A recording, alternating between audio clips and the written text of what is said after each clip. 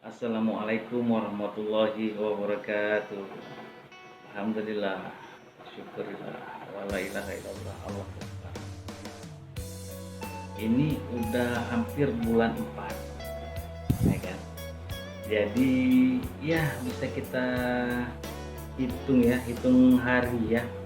Kita akan memasuki bulan suci Ramadan ya.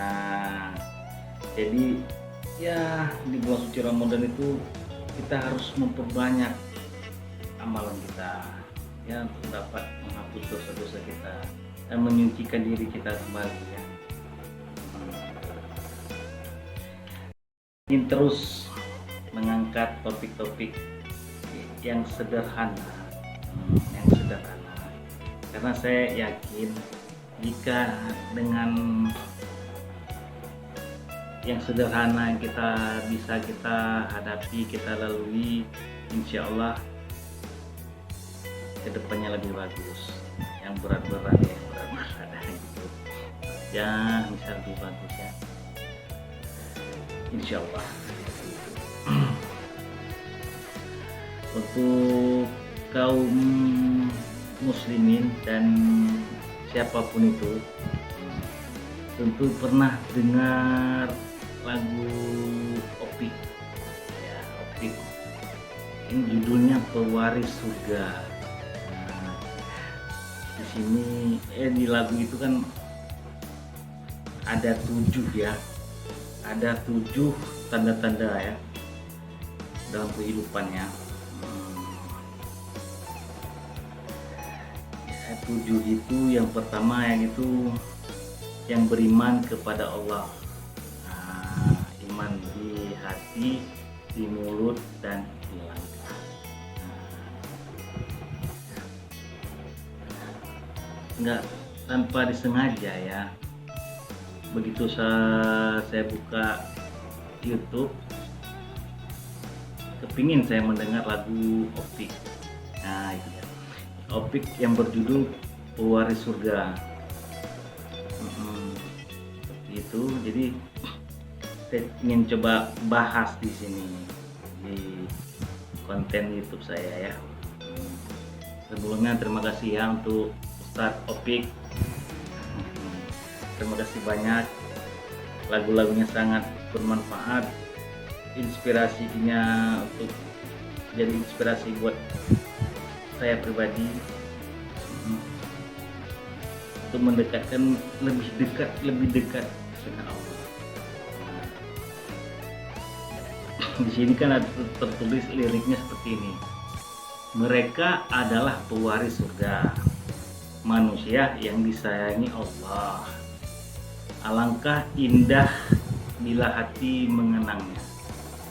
Tanda-tanda ada 7 di hidupnya. Yang pertama, orang yang beriman kepada Allah, iman di hati, di mulut, dan di langkah. Jadi coba sedikit saya buka ya di nomor 1 tadi, orang yang beriman kepada Allah itu iman di hati, di mulut, dan di langkahnya. Sedikit saya buka. Yang pertama itu kita tanamkan di hati kita ini iman yang kokoh. Ya dengan kita wudu, jagalah wudu, karena dengan begitu kamu menjaga kesucian. Yang kedua, perbanyak sujud ya, karena sujud itu posisi ya waktu ya terdekatmu dengan Allah. Perbanyak sujudmu. Gitu. Terus mulailah memperbaiki sholat. Terus memperbanyak zikir la ilaha illallah dalam rutinitas harianmu setiap hari. Di saat Anda ingin berangkat ke kantor, dalam perjalanan mau Anda naik motor, naik mobil, ya ucapkanlah la ilaha illallah Muhammadur Rasulullah, la ilaha illallah, la ilaha illallah. Terus perbanyaklah membaca kembali kisah-kisah kehidupan Rasulullah dan para sahabatnya. Dengan gitu kan kita telah membaca itu kan, kita juga bisa jauh dari hal-hal yang negatif. Kita duduk sama orang ya, terus mulut kita melenceng kanan, melenceng kiri, maka kita semakin tidak beraturan. Ya. Terus bersihkan hati dari segala macam kotoran, pengotornya. Terus jaga supaya hanya makanan dan minuman halal yang masuk ke tubuh. Gitu. Terus yang kedua, orang yang menjauh dari segala perkara-perkara yang tiada guna. Ini kita bisa naik lagi ke atas tadi yang pertama. Terus ya, ini contohnya, kita utarakan contohnya gitu. Kita kadang-kadang kita duduk tertawa terbahak-bahak, duduk sama kawan-kawan ya, terus memuja orang, itu kan karena itu kan bisa aja menyia-nyiakan waktu ya, itu akan menyia-nyiakan waktu kita, akan memutuskan seseorang dari hambanya dan hari kiamat. Kita udah duduk itu, azan kita lupa, terus kita ngobrol-ngobrol hal-hal yang gak penting gitu. Yang ketiga, orang menunaikan zakatnya. Nah ini dia, jadi kan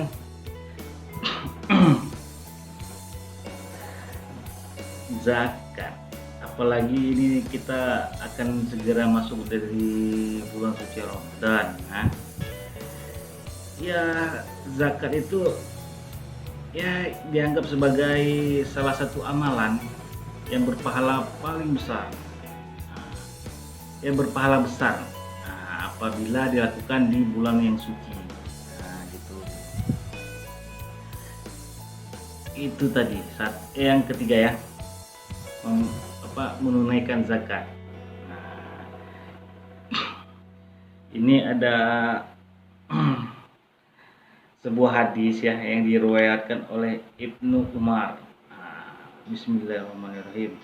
Rasulullah mewajibkan zakat fitrah 1 syak dari kurma atau 1 syak dari gandum terhadap hamba dan orang merdeka, laki-laki dan perempuan dan anak-anak dan dewasa dari kaum muslimin, dan diperintahkannya agar mengeluarkan zakat fitrah sebelum orang-orang berangkat menunaikan salat. Itu kita diwajibkan untuk berzakat. Yang keempat, dengan lagu Opik tadi ya, menjaga kemaluan. Ini Bismillahirrahmanirrahim. Allah Azza wa Jalla berfirman,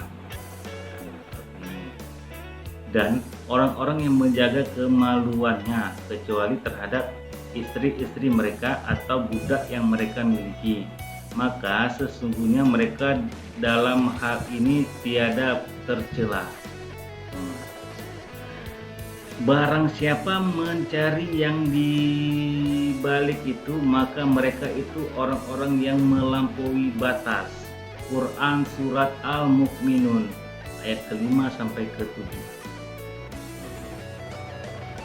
Itu dia. Terus ada dalam surat Al-Isra ayat ke-32.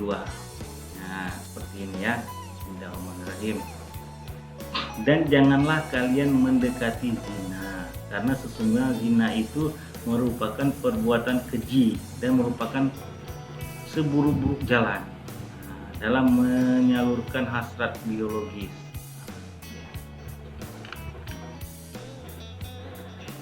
Jadi itu tadi udah yang ke berapa ya, keempat seperti itu. Dan yang kelima, orang yang memelihara amanat. Amanat ini sendiri berasal dari bahasa Arab ya, yang berarti jujur dan dapat dipercaya. Sementara kata amanah menurut kamus bahasa kita Indonesia diartikan sebagai sesuatu yang dipercaya, dititipkan kepadanya, itu dipercaya karena untuk dititipkan ya, apa itu sesuatu itu karena terus kita harus menjaga amanah kita terhadap Allah Subhanahu wa taala. Ini ada firman Allah dalam Quran surat Al-Anfal ayat ke-27 ya. Bismillahirrahmanirrahim. Wahai orang-orang yang beriman, janganlah kamu mengkhianati Allah dan Rasul, dan juga janganlah kamu mengkhianati amanat yang dipercaya kepadamu, sedangkan kamu mengetahuinya. Itu yang pertama, amanah terhadap Allah Subhanahu wa taala. Yang kedua, amanah terhadap sesama manusia. Ini berat.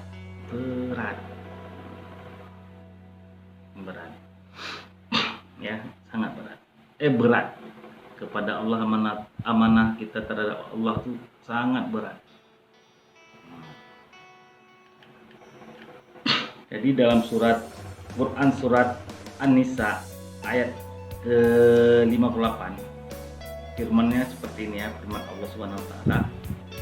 Sesungguhnya Allah menyuruh kamu menyampaikan amanat kepada yang berhak menerimanya, dan menyuruh kamu apabila menetapkan hukum di antara manusia supaya kamu menetapkan dengan adil.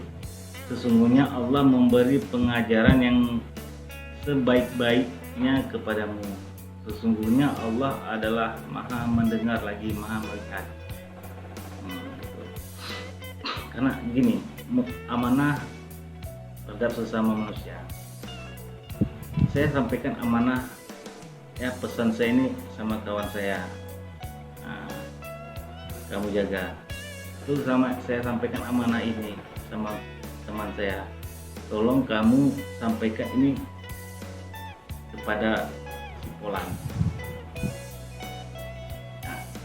Ya, tidak menambah-nambah, tidak mengurang-urang, tetap seperti apa yang kita katakan. Berat kan?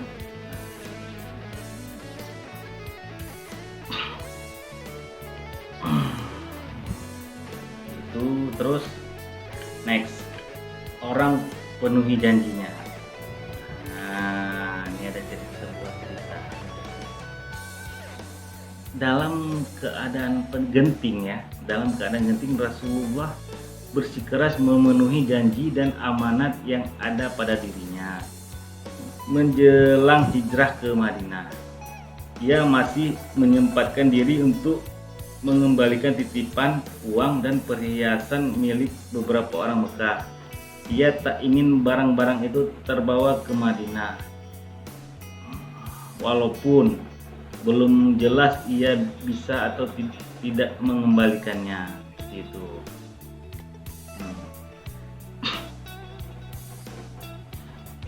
Ya gimana ya?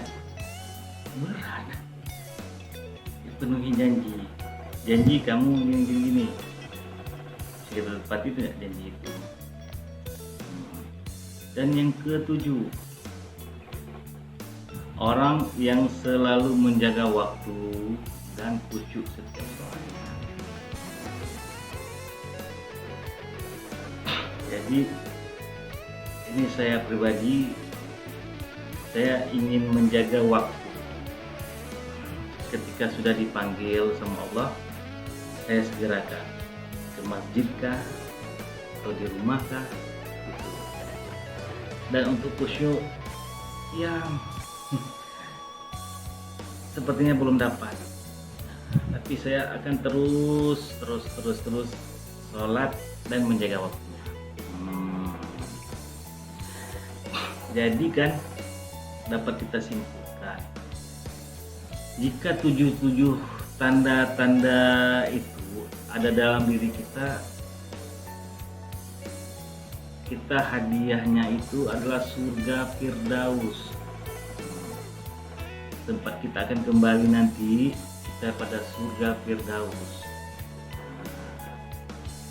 Emang ya itu tadi, kalau ringan hadiahnya apa? Ini kan memang karena berat, hadiahnya surga. Gitu. Ya wallahu a'lam. Kita coba dan coba. Pelan-pelan kita ubah hidup kita, mindset hidup kita ubah. Seperti ini dulu, seperti ini. Ya, setelah kita banyak belajar ya, pasti terbesit dalam pikiran kita.